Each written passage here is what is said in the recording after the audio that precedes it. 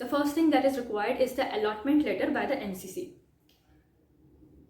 उसका भी soft copy चाहिए, ठीक है।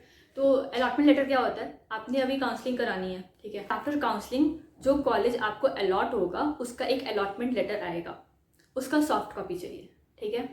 The second thing that is required is the admit card issued by the NTA. अब एडमिट कार्ड में आपको कन्फ्यूजन हो सकता है कि कौन से एडमिट कार्ड, जो नीट के एग्जाम के टाइम पे लेके गए थे या फिर कोई भी चलेगा, मतलब उसका फोटोकॉपी तो कोई भी चलेगा। ऐसा नहीं है कि जो नीट के एग्जाम के टाइम पे लेके गए थे वही चाहिए, क्योंकि ऐसा बहुत बार होता है, मतलब कई सेंटर्स पे ऐसा होता है कि वहीं पे उस एडमिट कार्ड को सबमिट कर लिया जाता है, तो वो तो दोबारा आएगा नहीं, तो उसका कोई फोटो कॉपी होगा ना तो वो चलेगा, सॉफ्ट कॉपी चाहिए।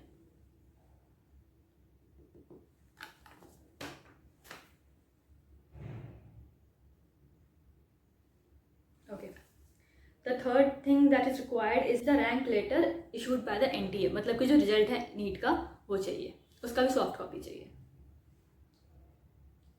Fourth thing that is required is the birth certificate. अगर बर्थ सर्टिफिकेट नहीं है नो प्रॉब्लम, मैट्रिक का सर्टिफिकेट होना चाहिए, क्योंकि जो आपका डेट ऑफ बर्थ है ना उसको वेरीफाई करना है, या तो मैट्रिक का सर्टिफिकेट हो या तो बर्थ सर्टिफिकेट हो, दोनों में से कोई भी चलेगा।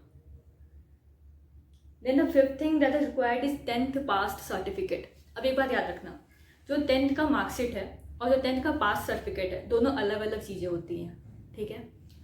सीबीएसई में 2020 तक आई गेस दोनों अलग अलग दे रहे थे, 2021 से साथ में कर दिया है, तो देख लेना अगर आप 2020 के पहले आपने किया हुआ है 10th तो दोनों अलग अलग होंगे, 2021 से आई गेस साथ में दे रहे हैं जहाँ तक मुझे याद है। तो एक बार देख लेना जो मार्कशीट है उस पर क्या लिखा हुआ है, कि सर्टिफिकेट कम मार्कशीट लिखा है या फिर सिर्फ सर्टिफिकेट लिखा है और मार्कशीट अलग से लिखा हुआ है, तो सर्टिफिकेट चाहिए इसमें, ठीक है। The fifth thing that is required 10th pass certificate, and the sixth thing that is required is the class 12th certificate, मतलब सेम ही चीज़ें, 10th का सर्टिफिकेट होगा 12th का सर्टिफिकेट होगा, जो 12th का सर्टिफिकेट है वो भी रिक्वायर्ड है। एंड मार्कशीट जो है वो सिर्फ क्लास 12th की रिक्वायर्ड है। Seventh thing that is required is the class 12th marksheet, okay. और ये तीनों ओरिजिनल चाहिए, ठीक है। 10th का पास सर्टिफिकेट, 10th का मार्कशीट नहीं रिक्वायर्ड है, 12th का मार्कशीट एंड 12th का सर्टिफिकेट, ठीक है। ये तीनों चीज़ क्या चाहिए, ओरिजिनल चाहिए, सॉफ्ट कॉपी नहीं चलेगा, ओरिजिनल यहाँ सबमिट हो जाता है। Then the eighth thing that is required is the passport size photographs. अब इसमें तो लिखा है कि 8 चाहिए, 8 चाहिए, बाकी आप उससे ज़्यादा भी करा लेना, काम आ जाएंगे।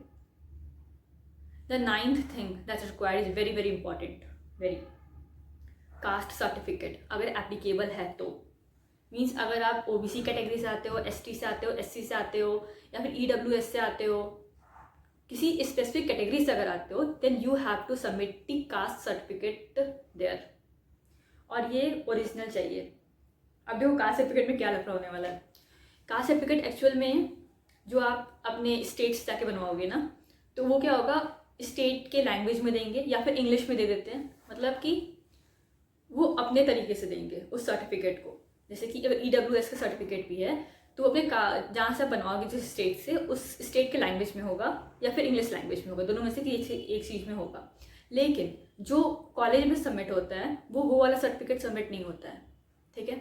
एक ब्राउचर निकलेगा एडमिशन का, जिस भी कॉलेज में आप जाओगे, हमारे कॉलेज से निकलता है, भुवनेश्वर से निकलता है, उसमें एक फॉर्मेट दिया होगा कि ये है सर्टिफिकेट का फॉर्मेट, कास्ट सर्टिफिकेट का, तो आपको उस फॉर्मेट में, मतलब वो जो फॉर्मेट होगा उसमें फिल करना होगा जो पूछ रहा है, उसके बाद उसको जाके सिग्नेचर कराना होगा, जो भी है एसटीएम या फिर डीएम जहाँ से भी साइन करवाते हो आप, वहाँ जाके साइन कराना होगा। तो वो जो सर्टिफिकेट होगा ना जो उनके ब्राउचर में निकलेगा वो जाके सबमिट होता है। वो वाला सर्टिफिकेट जो स्टेट से बनाया वो सबमिट नहीं होगा, जो स्टेट से बनाया है उसका यूज करके इस सर्टिफिकेट को बनवाना पड़ेगा, वो सबमिट होता है। याद से ये गलती मत करना। Then 9th is the caste certificate, then the 10th is the proof of identity. जो भी आपका प्रूफ है आइडेंटिटी का, तो उसमें क्या क्या दिया हुआ है, पासपोर्ट यूज कर सकते हो आप, पैन कार्ड यूज कर सकते हो, ड्राइविंग लाइसेंस यूज कर सकते हो, या फिर आधार यूज कर सकते हो, सिर्फ यही 4 चीज़ें यूज कर सकते हो, और इसका फोटो कॉपी चाहिए। कास्ट सर्टिफिकेट ओरिजिनल, मतलब जो सिग्नेचर करा के लेके आए हो ना, जिस STM से या फिर DM किसी से भी, तो वो चाहिए। ये नहीं कि उसका फोटो कॉपी लगा रहे हो, ओरिजिनल सबमिट होगा, ठीक। देन द 9th हो गया, 10th हो गया। Then the 11th thing that is required is the DD in the name of AIIMS Bhubaneswar. अब कितने का DD होना चाहिए? That is 5856। ये मैं 23 बैच का बता रही हूँ, ठीक है। उसमें लगा था 5856, उस उतने का DD चाहिए, एम्स भुवनेश्वर के नाम पे चाहिए, और ये ओरिजिनल ही होना चाहिए, ओके।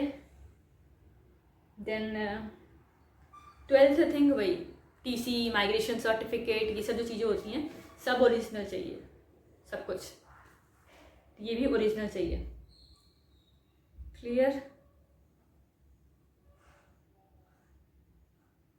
ओके। अब देखो, अब बता दें कितनी कितनी कॉपीज चाहिए, सॉफ्ट कॉपी। सो फर्स्ट जो था हमारा, जो MCC के द्वारा अलॉटमेंट लेटर आया था, वो 2 चाहिए। एडमिट कार्ड NTA के द्वारा, वो भी 2 चाहिए। रिजल्ट या फिर rank letter issued by the NTA, वो भी 2 चाहिए। और तो जो ओरिजिनल चीज़ें हैं वो तो एक ही होंगी, बाकी आधार कार्ड का जो फोटो कॉपी लग रहा है वो भी 2 ही चाहिए, ठीक है। मतलब मिनिमम इतना तो लगना ही है, इतना ध्यान से बनवा लेना, ठीक है। Okay, bye bye.